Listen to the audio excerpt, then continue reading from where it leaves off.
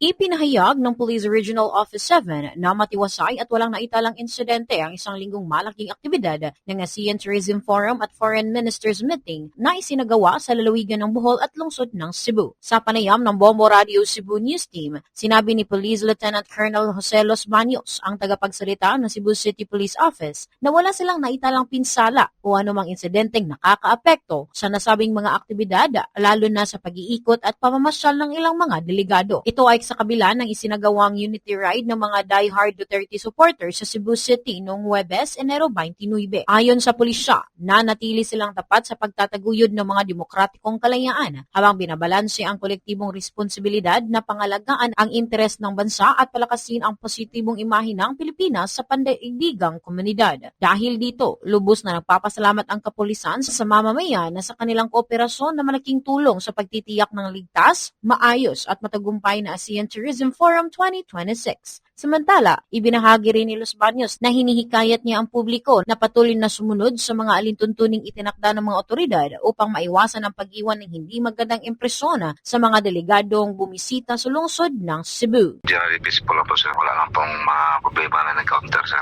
Mahigpit pa rin ipinatupan natin yung seguridad sir dito sa Wilin Cebu area sir. Nakiusap lang sa mga kabayan natin sir na maging mahinahon at sumunod lang sa mga lagda sir na pinapatupad ng uniform personnel natin. Mula dito sa lalawigan ng Cebu para sa ASEAN Philippines 2026 updates ng Bombo Radio Philippines, ito si Bombo Irene Ardiente for the #1 and most trusted source of news and information, Basta Radio.